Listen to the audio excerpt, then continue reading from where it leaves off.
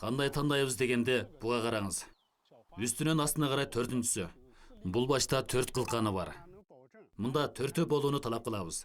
Мындай болгондо баш алуу санына кепилдик кылгалы болот. Андан кийин дананын чоң кичинелигине, дандуу тегиз болуусуна карайбыз. Муну көбүрөөк карап күзөтүүбүз керек.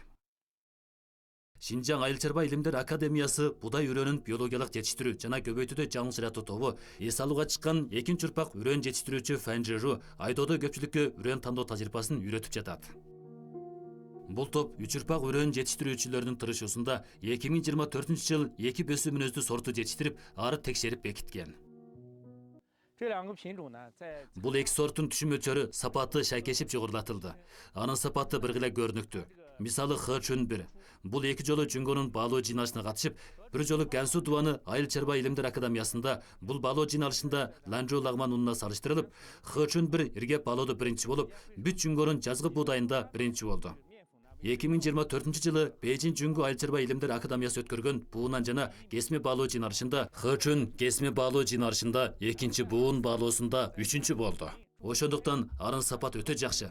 Ошол менен катар түшүм мөлчөрү дагы ойдогудай. Мисалы H1 бейтүндө 2023-жылы ар гектарынын түшүм мөлчөрү 10.729,5 килограммга жетти. Сортто бөсүү жаратуунун аркасында канча 10 жылда бір күндө өткөргөн бекем туруу жатат. Будай үрөнүн жетиштирүү жана көбөйтүүдө жаңы ырааттуу тобу Шинжаңдагы эң мурда жазгы будай үрөнүн жетиштирүү кызматын иштеген топ. Биринчи урпак үрөн жетиштирүүчү Ву Жэнлунун жетектөөсүндө Шинжаңдын будай үрөнүн жетиштирүү кызматы жоктон бар болду.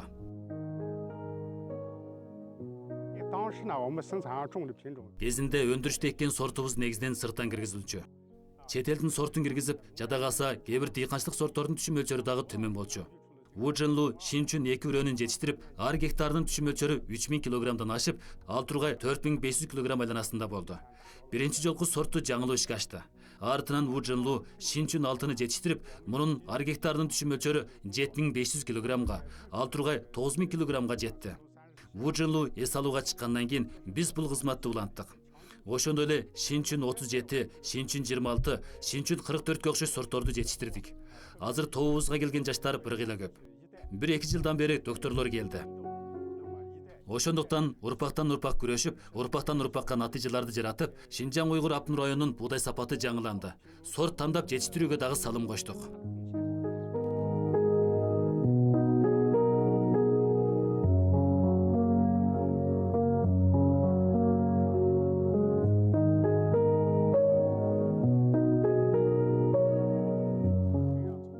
Өткөн 40 жылда түшүм мөлчөрү жана сапатын шайкешип жогорулаттык. Андайда келечекте Шинжаң буудай чарбасы чөйрө өзгөрүүсүн түйүндүү имерчиктеп, буудайдын чыдамкайлыгы жагында көп кызматтарды иштедик. Шинжаңдын буудай чарбасынын сызыл соо өнүгүүсүн ан сайын жакшы сорт менен кандайбыз. Шинжаң Айыл чарба илимдер академиясы эгин изилдөө ордунун сынак тажрыйба айдоосунда 3000ден ашуун үрөн сапат кайнары жетиштирилип, 80-жылдардагы көнө сорттон азыркы жаңы сортко чейин жазгы буудай сортун жакшыртуу тамыры айкын көрсөтүлдү. Жатып калууга каршы туруу жөндөмүн күчөтүп, түшүм мөлчөрүн арттырып, сапатын жогорулатып, ар бир бөсүүлөр доор муктажына жооп кайтарып, карды тойгондон жакшы азыктанууга карай алкуу ар бир бөсүү мүнөздүү сортторду ишке ашырды.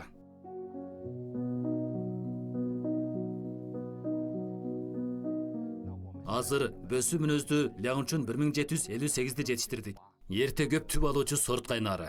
Шинжаңда жазда температура тез жылып, башак саны түшүм мөлчөрүнүн өзөктүү каражаты. Бул сортту 2024-жылы Шинжаң Уйгур Апын району текшерип бекитип, азыр Жүнгө Батыш Түндүк районундагы чөлкөм тажрыйбасы жана өндүрүш тажрыйбаларына катышып, келер жылы мамлекеттин текшерүү тастыгынан өтүүсүндө үмүт бар. Ляңчун 1758ге жогору түшүм, жакшы сапат, дартка каршы туруу сыяктуу гендер бир топулашкан. Мол түшүм мүнөзү дагы көрүнүктүү. Жүнгөнүн сапаттуу жазгы буудайда жогору түшүм алуу рекордун уланду жаңылады. 2023-жылы чакан көлөмдө өндүрүш тажрыйбасын иштедик. Ар гектардын түшүм мөлчөрү 12615 килограмм жана 12720 килограммга жетип, эки жердеги чакан көлөмдө бүт жүнгө боюнча сапаттуу жогору түшүмдүү жазгы буудай рекордун жараттык. Ушул негизде чоң көлөмдө бул сорттун мол түшүм берүү жана ылайыкташуу мүнөзүн дагы бир жолу текшерип далилдедик. 2024-жылы Айыл чарба министрлиги уюштурган адистердин 6,6 гектар жерде сынак кылуусу аркылуу ар гектар жердики 11940 килограммга жетти. Муну менен бүт жүнгө боюнча 6,6 гектар жазгы буудай жогору түшүм рекорду жаратылды. Жазгы буудай сортун чаңдаштыруудан бекитүүгө чейин 8 жылдан 10 жыл убакыт кетет. Күзгү буудай сортуна 12 жылдан ашуун убакыт кетет. Сабырдуу болгондо гана натыйжага ээ болголу болот. Шинляң 169 Шинжаңдын түндүк районунда тукум кууп жетиштирип жаңылык жаратуу тобунун 12 жылда изилдеп чыккан натыйжасы. Шинляң 169 2022 жылы бекитилген сорт. 2023 жылы ар гектарынын түшүм мөлчөрү 12208,5 кг сапаттуу күзгү буудай жогору түшүм рекордун жаратып, ошол жылы ар гектарыныкы 12208,5 кг менен 6,6 гектар жерде сапаттуу күзгү буудай эгип жогору түшүм алуу рекордун жараттык. 2024 жылы ар гектар жерден 12037,5 кг түшүм алып, ошол жылкы сапаттуу күзгү буудайдан жогору түшүм алуу рекордун жараттык. Ошондуктан Шинляң 169 уландуу 2 жыл ар гектардан 12,000 кг түшүм алууда бөсүү жаратты. Бул Шинляң 169дун туруктуулугун, мол түшүм берүү мүнөзүнүн өтө жакшы экенин түшүндүрөт. Ошол менен катар Шинляң 169 сапат жагында дагы асыл сапаттуу жоюлуусу жакшы буудайга таам болду.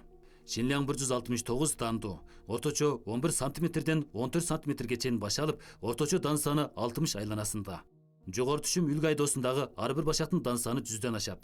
Мындан башка Шинляң 169 кургакчылыкка чыдамдуу, дартка чыдамдуу болуу мүнөзү быргыйла көрүнүктүү. Быйыл эгинчи Ниу Жинчуан 47 гектар жердеги Шинляң 169дан мол түшүм алып, салмагы оор буудайлар илим техника жөндөмү ыйгарган мол түшүм жылын баяндап турат. 90-жылдардан баштап жереккемин. Түрдүү буудай сорту, жүгөрү сортторун, баардык сортторду изилдеп эгип көргөмүн. Азыр чоң көлөмдө буудай экенде, мына бул Шинляң 169 өтө жакшы деп карайм.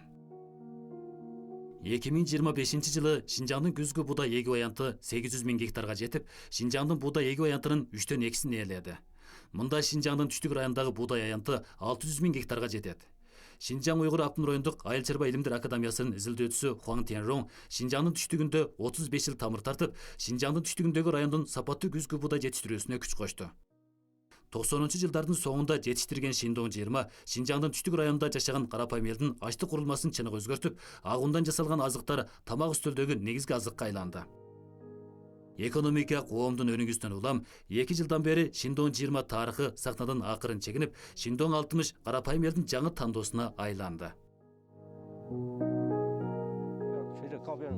Жогору өлчөмдүү айдоолордун ачылуусу, жердин түздөлүүсү, топурактын тилкелешип көлөмдүү өнүгүүсүнөн улам болочокто буудай дегі үлгүбүз сөзсүз жогору берекеттүү суу үнөмдөп тамчылатып сугаттоо, суу жер семирткичти төп тизгиндөө багытына карай өнүгөт. Ошондуктан мында эгүү үлгүсүндө мол түшүм мүнөздүү ан сайын жакшы сортторго муктаж болобуз. Ошону менен Шиндон 60 сорту изилденип чыкты. Мурда карапайым эл жогору түшүмдүү Шиндон 20 эккенде ар бир гектардан 6000 кг 7500 кг чейин түшүм алчу. Азыр сортун жакшылап, жакшарга иштетип, Шиндон 60 жакынкы бир канча жылда жогору түшүм берип, 2024 жылы ар гектардын түшүм мөлчөрү 11578,2 кг жетти. Карапайым калык эккен Шиндон 60 дагы ар гектардын түшүм мөлчөрү 9750 кг ашты. Ошондуктан мындай илгерлөөдөн сорттун жаңылануусу, Шинжаң ачлык өндүрүш өнүгүүсүнүн багыты жана буудай өндүрүш чарбасынын өнүгүү багыты менен жогору даражада тыгыз айкалышы керектигин байкадык. Ошондуктан Шиндон 60 2024 жылы түшүм берген аянт 200 гектарга жетти. Бул дагы учурда Шинжаңдын өзү жетиштирген буудай сорттору ичинде эгүү аянты эң чоң сорттордун бири. 10 нече жылдан бери Шинжаң батыш түндүк акыр талаасынан акырын жүнгөнүн ачлык кампасына айланды. Ачлык өндүрүү деңгээли жүнгө боюнча алдында жүрдү. Бул ар бир урпак айыл чарба илим техника кызматчыларынын күчүлап күрөш кылгандыгынын натыйжасы. Узун ары татаал үрөн жетиштирүү кызмат барышында бекем туруу үрөн жетиштирүүчүлөрдүн дайыма оздон түшүрбөй турган сөзү.